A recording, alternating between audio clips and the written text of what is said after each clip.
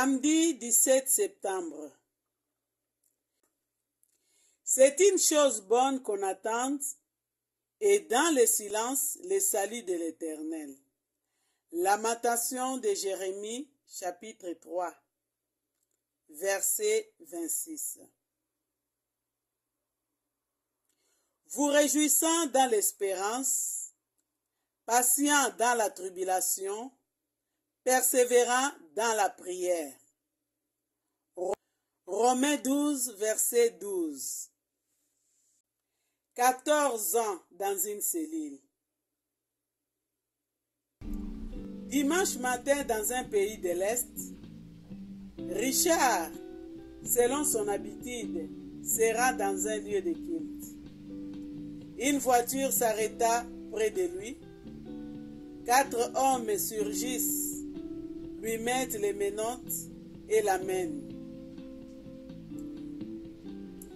Quelques instants plus tard, il se trouve dans une cellule qu'il occupera 14 années.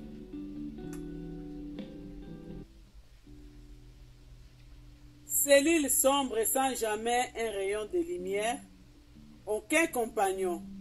Les seules personnes qu'il voit sont ses tortionnaires. On lui fait absorber différentes drogues pour lui faire oublier le passé. Tout effort de mémoire, de réflexion est impossible.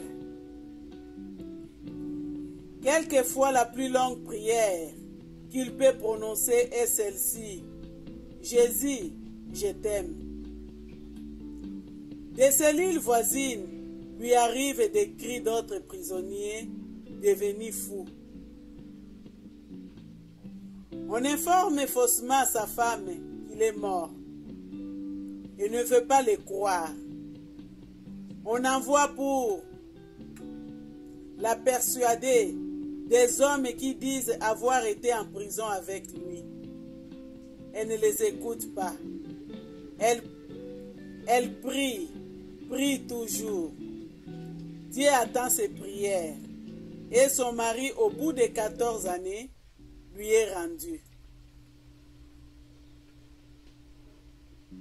Chrétiens, ne dites pas, cela ne se passerait pas ainsi chez nous, dans notre pays. Sommes-nous sûrs que le pouvoir tolérant aujourd'hui ne deviendra pas persécuteur demain?